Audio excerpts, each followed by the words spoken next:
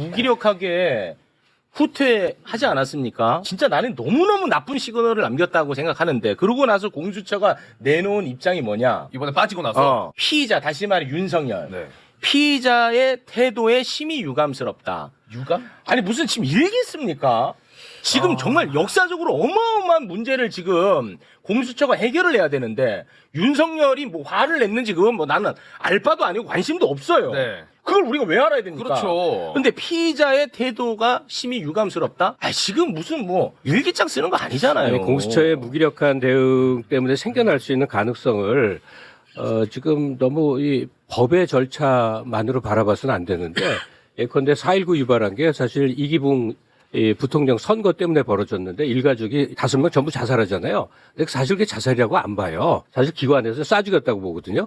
이 이집트 무바라크 대통령도 그 전에 사다트 대통령이 군 사열할 때 예하 장병들이 쏴 죽여버린 거예요. 경호처 직원들이 그럴 리는 없다고 생각합니다만 이 상황에서 경호처장의 태도와는 다르게 그들은 무기를 갖고 있기 때문에 윤석열 부부를 사살할 수도 있어요. 이 사태를 종결하기 위한 어떤 결심 때문에 박정희도 가장 신복이 총으로 쏴 죽인 거거든요. 네. 그러니까 이 상황이 그냥 그대로 유지가 펜딩된 채 날짜가 흘러갈 때 네. 우리가 예상 못한 사태도 예상할 수 있는데 경호처 요원들에 의한 윤석열 사살도 예상할 수 있다고요. 네. 그러니까 빨리 종결을 시키기 위해서 빨리 체포하는 게 맞습니다. 윤석열에게도 그렇죠. 안전한 일인 거죠. 네. 절반 정도는 예상을 했죠, 사실은. 저항할 거라는 것은 뭐 대체로 네. 예상이 됐는데 네. 이게 실패할 거라고는 솔직히 저는 전혀 예상하지 못했습니다. 실패할 경우의 수는 네. 아마 저는 이 장기 집권 업무가 이미 너무 오래됐어요. 그래서 경호처장도 한 식구처럼 이미 스크럼이 짜져 있는 거죠.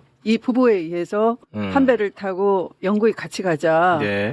라고 돼 있는 사람 중에 선발된 사람이 아닐까. 박종준이 이 사람이 그 김용현 물러나고 이제 이른바 보안 손님으로 들어와서 네. 바로 김건희가 있는 곳으로 들어갔어요. 그리고 이제 면접을 보고 선을 본 거죠. 그리고 아마 이 여사의 힘에 의해서 발탁이 된 것 같아요. 아, 그래요? 네. 오. 그러면 이 그래요? 부부와 그 순간부터 굉장히 밀접해지겠네요. 운명 공동체가 되기로 하지 않았을까. 그러니까 여기서 신변 안전이 우려된다. 이 체포하러 간 분들의 뭐 그 정도까지 나온 거 보면은 우리 갑수 선생님 말씀하시는 것처럼 거의 뭐 총기 난사할 정도의 액션이 있지 않으면 어떤 신부님께서 지랄 발광이 사자성어라고 하셨는데 네네. 그 안에서의 뭔가가 있지 않았나라고 짐작이 되죠. 그러니까 우리가 생각하는 그 이상의 네. 저항이 있었을 네, 것이다. 네, 네. 어차피 그들은 운명 공동체이기 때문에. 네, 네. 그러니까 그들은 지금 직무를 수행한다기보다는 자기를 지킨다고 봐야겠군요. 그러니까 이제 그 상황까지 예상을 못했던 것 같아요. 공수처가. 네, 네. 그러니까 지금 이 새로운 이 결정을 하겠다라는 것은 아마 이 예측 못한 상황 맞닥뜨리고 난 뒤에 거기에 대한 추가적인 대비를 염두에 두지 않았을까 싶습니다. 네. 지금 보면은 윤석열이는 자기 하나 지키려고 3가지 방법을 쓰고 있습니다. 첫째는 이제 무력으로 자기를 지키고 있어요. 또 하나는 여론전을 통해서 자기의 또 장벽을 쌓으려고 하고요. 네. 또 하나는 이게 가장 괘씸한데 이 검찰총장 출신이라는 자가 법 장난질을 쳐가지고 자신을 또 지키려고 합니다. 근데 내가 이 법 장난질을 볼 때마다 너무너무 화가 나는 게 이 자가 일생 이렇게 법으로 장난질을 얼마나 쳐왔을까. 그걸 생각하면 거기에 당한 사람들은 얼마나 심각한 피해를 받았을 거고. 검사 때부터. 그렇지. 그렇게 해서 이 사람이 성장한 걸 생각하면 너무 화가 납니다. 지금까지 이제 무력에 의해서 자기를 지키는 방식 살펴봤고요.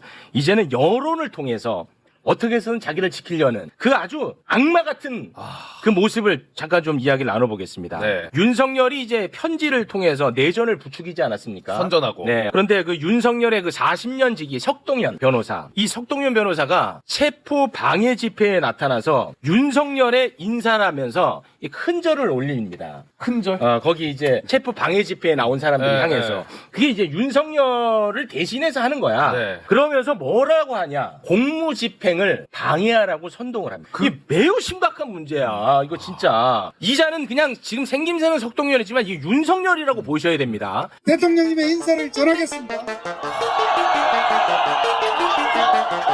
윤석열. 그렇지만 더 큰 힘이 필요한 그것은 바로 여론전입니다.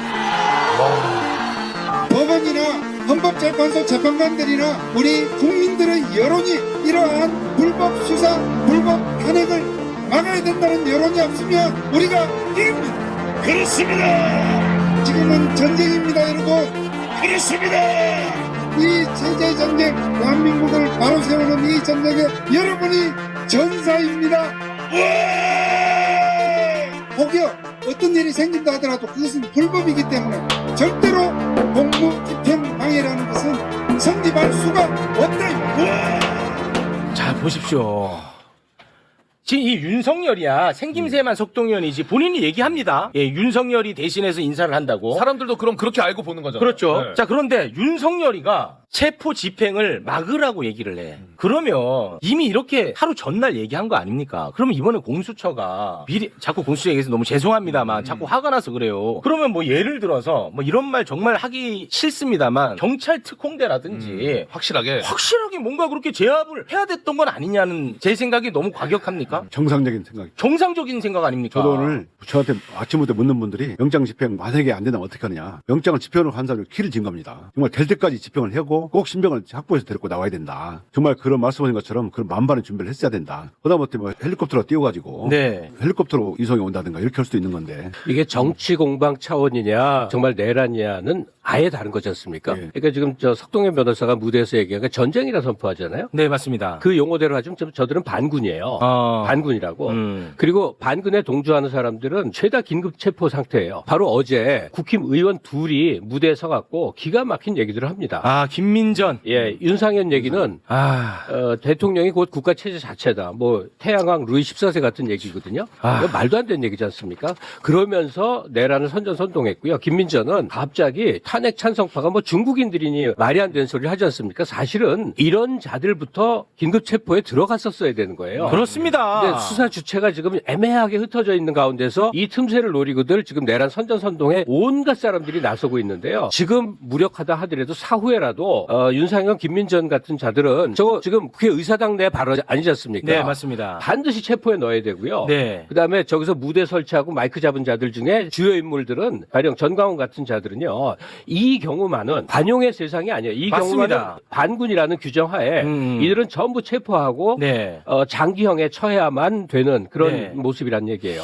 아, 만약에 그랬다면 아마 위축 효과가 있어서 이렇게까지 저항하지 못하지 않았을까 하는 생각도 좀 그럼요. 듭니다. 네. 지금 속보 저희가 체크하고 있는데 공수처에서 브리핑을 좀 했나 봐요. 관저 진입 과정 단계마다 크고 작은 몸싸움이 있었고 경호처 직원 그리고 군인 200여 명이 겹겹이 벽을 쌓고 막았다. 관저 진입 때마다 단계마다 크고 작은 몸싸움이 있었다는 거예요. 네. 그럼 이거는 공무집행 방해가 아니라 특수 공무집행 방해죠. 그렇습니다. 그러면 거기 이제 가중처벌이 들어가는 거 아니겠습니까? 2분의 1 형량이 더 늘어나는 겁니다. 그렇죠. 이게 굉장히 심각하네. 지금 나오는 내용 보니. 이거는 또 하나의 죄가 더 입혀지는 겁니다. 물론 윤석열이한테는 이게 의미가 없어요. 윤석열이 무기징역 아니면 사형인데 무슨 의미가 있어? 그러니까 윤석열이만 자기 하나 지키자고 범죄자들을 지금 어마어마하게 양산해내고 있는 거야. 200여 명. 지 하나 지키려고. 그러니까 군인 200여 명이 벽을 쌓고 막아서 몸싸움을 했다는 거예요. 그러니까 이게 수방사 병력이거든요, 지금. 근데 이 55 경비단이 경호처장의 지시를 받지만 군인 신분으로 와 있는 거예요. 자, 이거 봐봐요. 내가 아까 그 이상하다 싶더라고. 봐봐. 갑자기 군대랑 대치했다라는 합참의 발표가 있었거든. 근데 경호처가 그 바쁜 와중에 제일 먼저 가장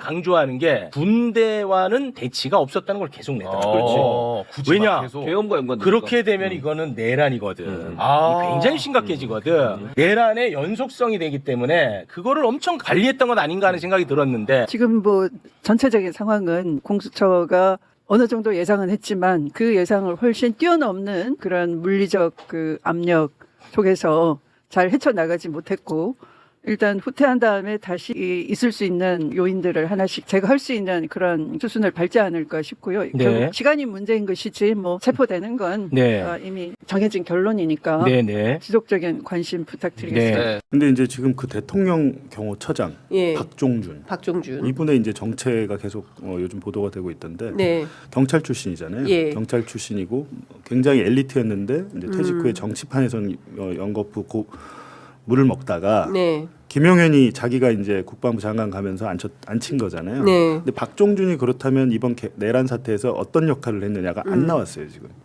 경호처가 저렇게까지 막는다는 건 전 이상하거든요. 박종준 경호처장이 그 연관됐을 확률이 굉장히 높다 라는 생각이 듭니다.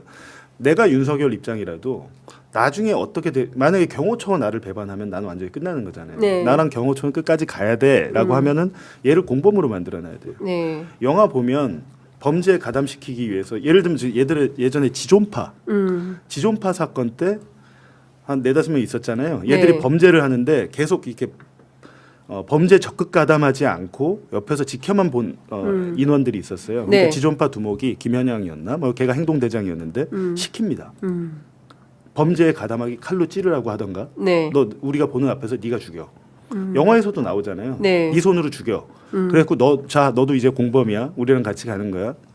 이런 거 같이 네. 아마 그 대통령 경호처장에 대해서도 제가 볼 때 내란에 대한 혐의가 있을 것이다. 그렇지 않고서야 지금 설득력이 없잖아요. 경호처가 법원에서 형사소송법 110조, 120조 이거 예외야. 체포할 수 있어라고 체포영장을 발부해 줬는데 예. 우리가 검토해 보니까 우리는 계속 보호해야 돼.